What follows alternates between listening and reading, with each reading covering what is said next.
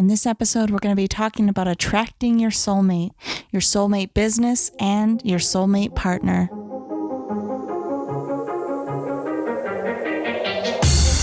Welcome to Thriving Launch with Louise Congdon and Kamala Chambers, the show for heart-centered entrepreneurs who want it all. 5 days a week, we bring you different segments to inspire you to live a life of freedom.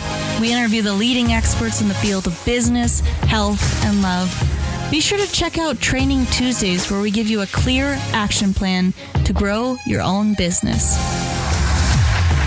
Do you have a product or service that you would like to sell online? Or maybe you've been thinking about it, but you're reserved to do it because you need a website, you need complicated systems, and you need to spend money? Well, I've created a completely free course that teaches you how to use Facebook in a purely organic way. This means no ads and no money are needed. You can use Facebook completely free. So head on over to thrivinglaunch.com, opt into my Profit from Social Media course. I'm going to teach you the free methods to using Facebook to make money today.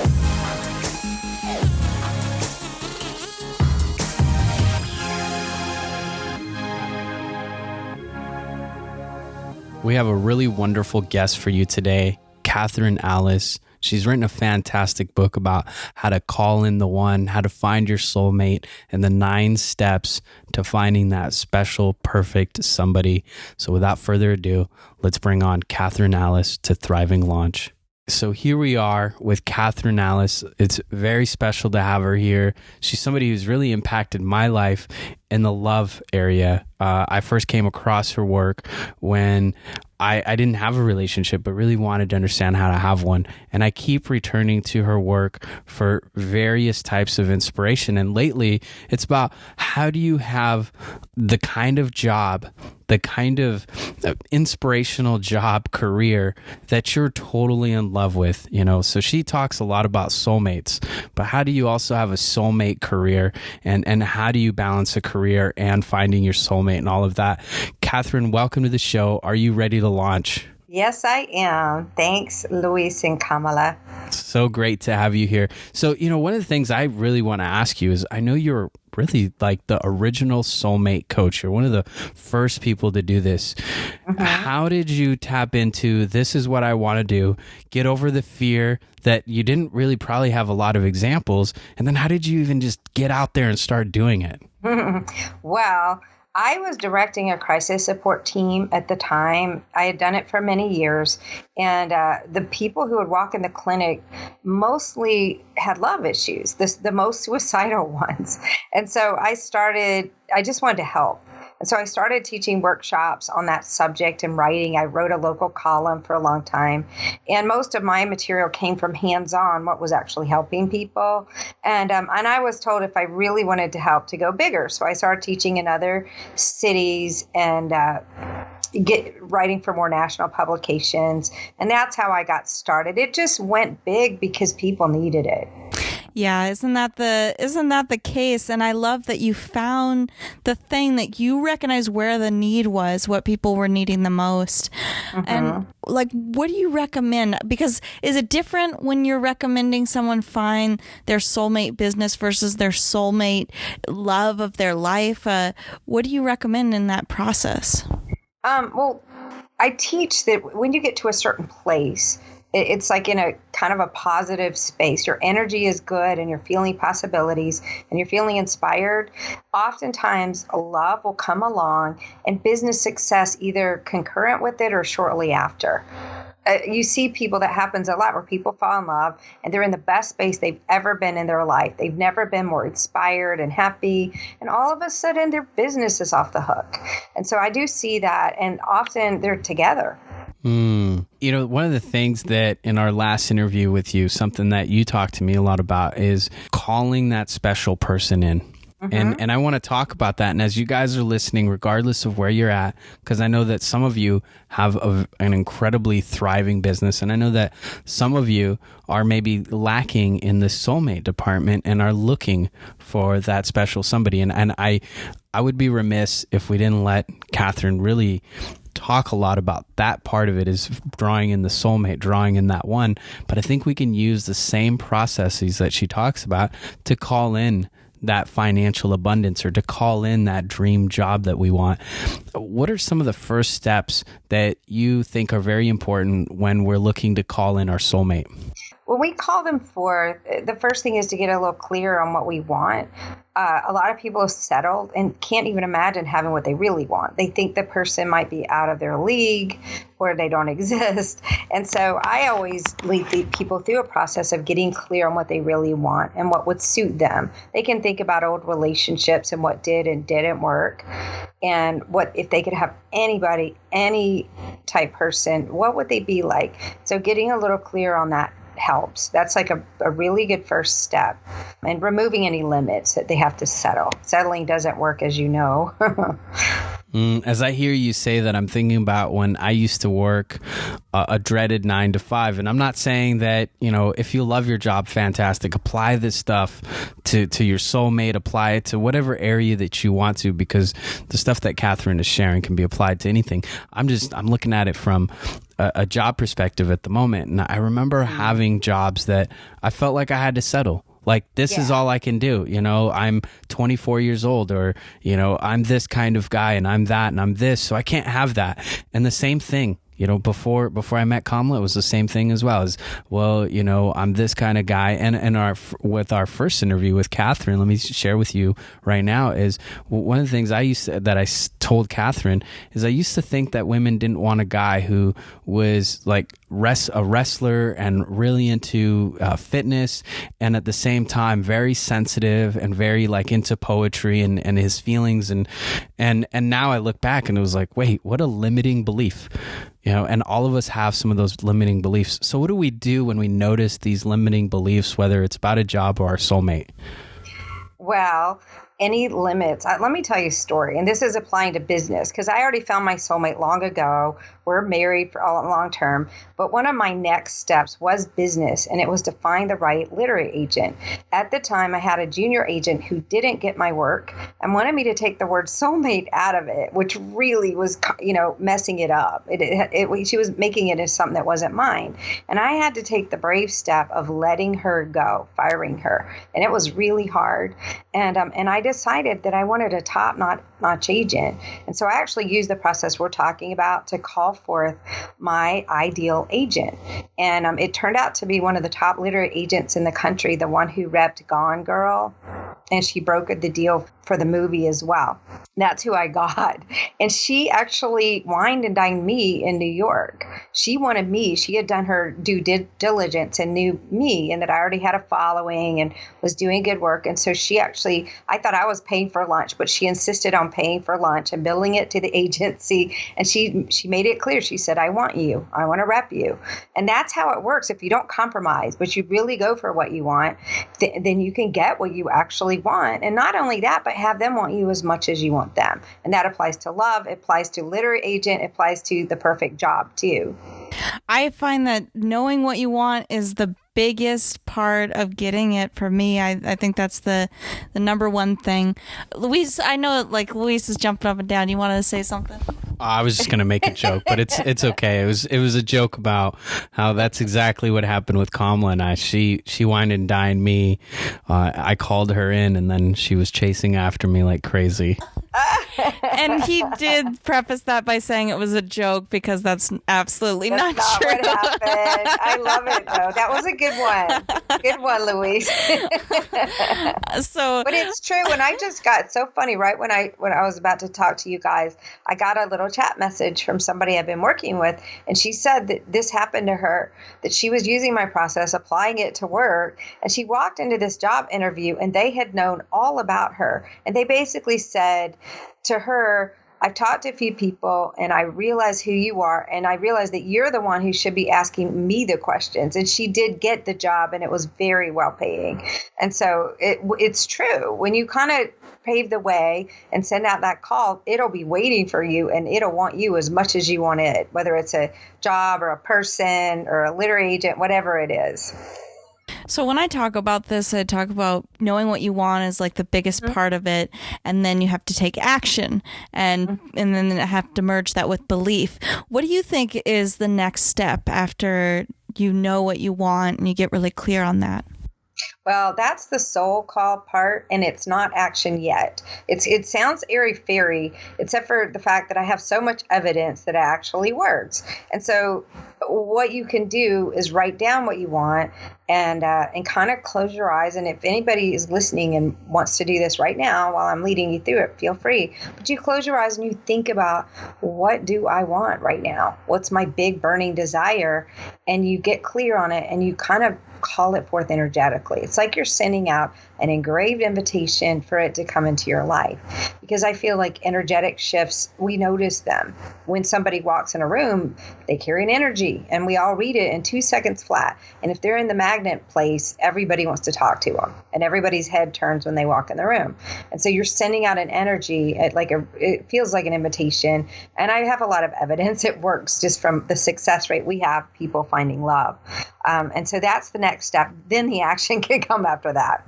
You know what I really got out of your work is that it was less about this kind of physical out there exertion of action, and it was more about an internal mental clarity, and then practicing and learning how to kind of nestle into, entertain, really have fun with the feelings and the thoughts and the desires, because so many of us have been constrained and restricted and told that we can't have that. And so how would you ever allow yourself, if the action or opportunity arose, if it's incongruent with your belief system, right? So there's a really great movie that I really enjoy. It was called Sideways or something like that. I forget what it's called, but this man, in the movie got divorced, and he goes on this epic journey through California to all these wineries with this guy, and he meets this woman, and he's totally attracted to her.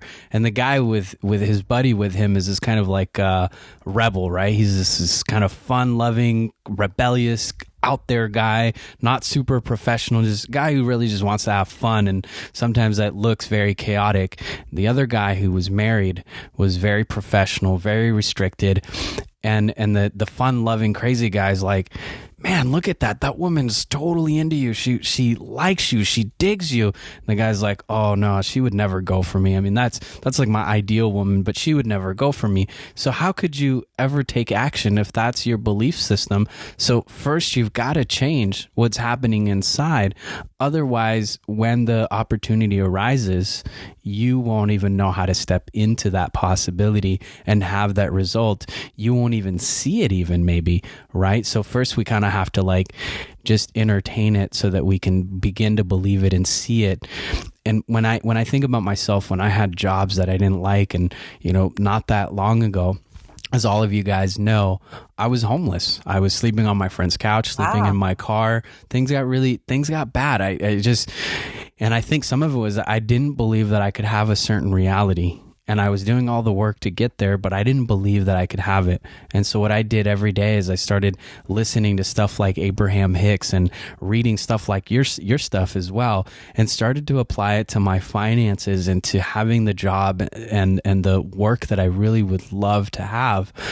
And then it started to show up magically. I mean, when I met Kamala, she was like, hey, let's go to Bali, let's go to Thailand, let's travel.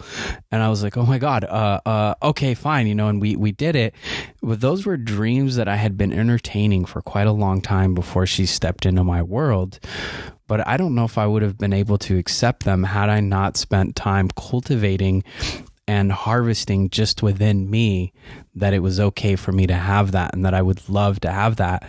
Can you tell us a little bit more about that process of cultivating, dreaming, and kind of nestling into this? Yeah, well, that's a great example. It sounds like Kamala, she pulled you to it as well. Like she had a better vision than you did, or more of a sense of the possibility. And definitely when you're with the right person, they bring out more in you and inspire you. But the way I do it, we were talking about the soul call, I do it through a guided meditation. And so part of it is sending that invitation. And the other part of it is what you're talking about, envisioning it and making it more real.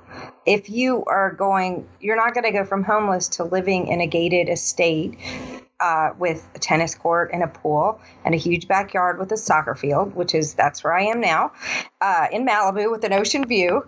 And you wouldn't do that overnight. You would have to start getting yourself, like even taking walks, even maybe while you're homeless, in nice areas and saying, okay, I'm going to manifest not just anything, but a dream home, even if it's my first home, and somehow or another. And being in that energy, you create a template. So I do it through guided meditations, and I ask people to also steep themselves in that. Do research, focus on it, imagine what it feels like to have it, imagine being worthy of having it. And as they do, it's so much easier to have it. It applies to dating a lot. Most people feel like the person they would like would be out of their league. Well, they're not up to speed with it and their energy and their imaginings. And so it will be out of their reach until they can start feeling they're worthy of it, and that, of course, they deserve somebody hot, kind of like that. You know, when I first saw Kamala at a dancing place, I saw her and was very attracted to her. And then I kind of put myself in a position so I could just say hi to her and meet her, because she was leaving the building. And yeah, he blocked the door. My goodness. I acted like I was just kind of standing there blocking the door, but it was very on purpose. Like, oh, you need to get through the door. Oh yeah. Excuse me. Oh, let me move out of the way. But first, what's your name? You know, kind of like that. But it was, but when I met her, I knew that I was interested in going out with her. But then one of the things that arose up really quickly is, this woman is way too hot for me, right? And I remember that feeling that afterwards. And so what I had to do immediately after that encounter is I actually went out and hired a coach. And one of the first things I said to him is, I said, I want to be able to date a woman who's like this, you know, and I've met her, but I don't feel that I could ever have that. And that's what I went to work on. And you know, we can apply this to jobs. Like, if we want to get somewhere and we don't think that it's okay with us, then I guess one thing that I'm hearing from you is we start practicing just a what if. You know, let me walk through that nice neighborhood and what if this was my reality? Let me watch movies where I see things like this and ask what if. And feel, because maybe I'm not willing to say, okay, this is a reality and this feels great, but what if I just allow myself to feel what it would be like? Wow, that would be really cool. And let me look at some magazines that display images of these types of homes or these types of jobs. Or, you know, one of the first things I did when I really wanted to change my life is I started interviewing people that were doing way better than I was, so that I could at least somehow be in contact with that energy. Exactly. That's good work. So we go through this process of practicing the what if and getting in touch with it. You know, one of the things that I've heard you say too, I think it was from your work, where you even practice, what would it be like to have a conversation with this type of partner? You know, what kinds of things would we talk about to really develop the what if and just allow ourselves to entertain that? Mm-hmm. Yes, absolutely. And even prepare for it. I always tell people, once we send out your soul call, there's a level at which it's already done and coming. And so let's just get ready for it. Let's act as if it's coming and get you ready for it. How do we do that? How do we act in congruence with, let me prepare for that as if it's already coming? In love, you would want to get all your bills on auto pay and maybe practice the favorite meal you're going to make, clean out room for them, which is a spiritual practice of kind of creating a vacuum that needs to be filled. Law of physics. And when people do that, they're affirming they're on their way and they're acting as if, and then they do. In a job interview, you go in saying, well, I am going to interview these people and see if it's what I want, if it conforms to what the invitation I've sent out and the job I'm looking for. Do they pay enough? Are the conditions what I want? In business, you would call forth, like I did, my agent, and you could do that with customers, clients, like that as well. And then get ready to greet them and to have it be the way you want it to be. I'm hearing a lot in here is like the undertones of gratitude for what's coming, and having that gratitude and the undertones of confidence and the belief that you know that this is something that you deserve, and feeling worthy and feeling that like almost like you can fake it till you make it. Yeah, absolutely. What are some other important aspects that you want to make sure that the Thriving Launchers walk away with that you feel are really fundamental for attracting your soulmate and your soulmate in all areas of life? That they don't have to do as much as they think. Luis was talking earlier about doing a lot, and that he heard me talk about doing less. It's what happens when you're not up to speed with it, or if you haven't put gas in your tank, and it's the hard way. People who are trying to compensate overwork for things. If we wait to do this inner work we're talking about, where we energetically feel it coming and feel worthy of it and have that faith that's on the way, then it many times will land in our lap. And we didn't do as much as we thought we had to do to have it happen. And so I think it's important to know to do the inner work and to get ready for it and get in the mindset where it can come easily. And then there's so much less to do. If we need to do something, it's easier. It feels like a superpower. You just crook your finger and things fall at your feet, and we'll have to do it. It'll bother us until we do it. I absolutely believe everything you're saying. I've experienced it myself. And, one thing that I don't say very often because it sounds kind of arrogant, I guess, or I have judgment about it, but it's like, I get everything I want in life. Like manifestation comes really, really easy for me. And I think it's because it's that clarity. I'm really clear about what I want, and that's such a huge piece of it, because I know that when I get clear and feel the energy in my body, just like with what you're talking about, it comes in and it happens. Yeah. And I see that when other people are doing the same thing, they have the same experiences. It's like that quote, argue for your limitations and sure enough, they're yours.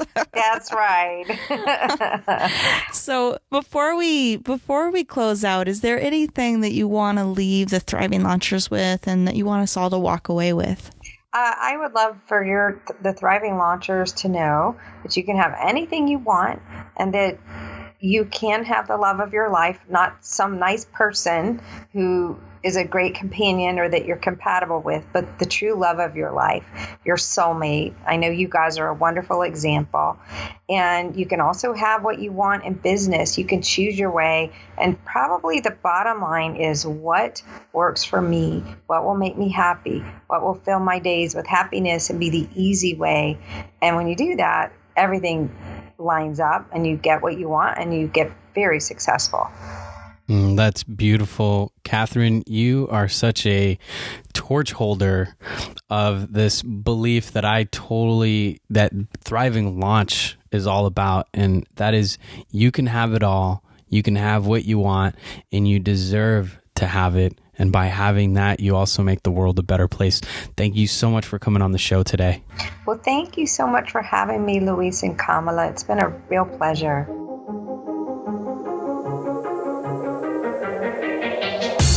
You've been listening to the Thriving Launch podcast. For books and resources related to today's episode, make sure to head over to thrivinglaunch.com.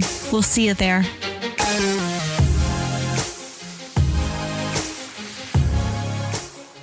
And be sure to tune in to the next episode where we talk about gratitude and how it creates wealth. And if you've enjoyed today's episode, be sure to leave us a rating and subscribe on iTunes.